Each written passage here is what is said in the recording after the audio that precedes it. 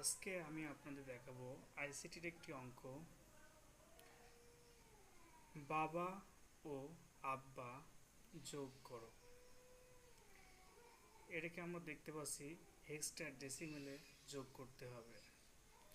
আমরা জানি হেক্সাডেসিমেলের সংখ্যা হচ্ছে 0 থেকে 15 পর্যন্ত, অর্থাৎ 0 থেকে 9 পর্যন্ত সংখ্যায় তারপরে এগুলো এ সমান 10, বি সমান 11, সি সমান 12, ডি সমান 13, ই সমান 14, এফ সমান 15।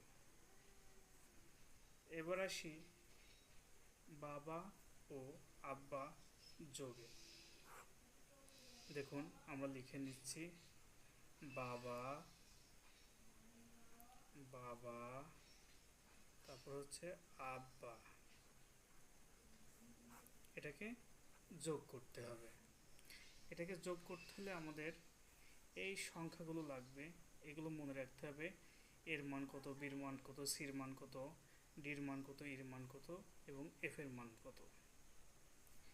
এই একটি অঙ্ক যদি আপনারা শিখতে পারেন তাহলে যত প্রকার এভাবে হেক্সাডেসিমেল যোগ করতে হবে আপনারা সবগুলো যোগ করতে পারবেন।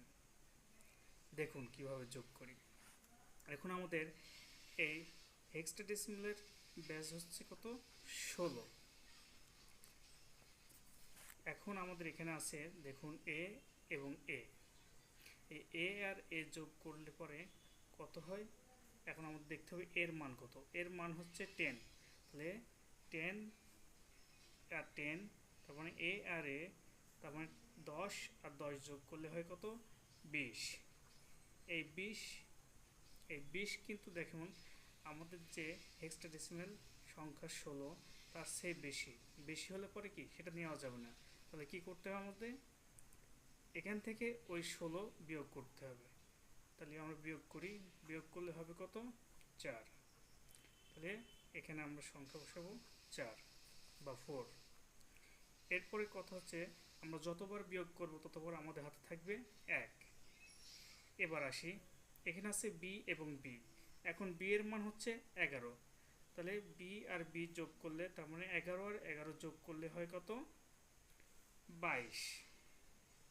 আর হাতে আছে কত, 1, তাহলে হচ্ছে 23। এবার 23 থেকে 16 বাদ দিলে পরে কত হয়, 7। এখানে বসবে কত, 7। এরপরে দেখুন এ এবং বি, তাহলে আমাদের এর মান 10, বির মান 11, তাহলে 10 আর 11 কত হয়, 21। হাতে আছে কত, 1, তাহলে কত হচ্ছে 22। ফের 22 থেকে 16 বাদ দিলে কত হয়, 6।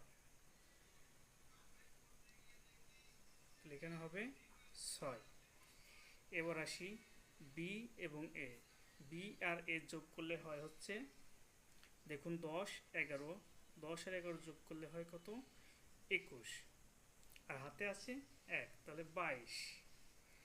22 থেকে 16 বাদ দিলে হয়, 16 বাদ দিতে হবে, 16 বাদ দিলে হয় 6।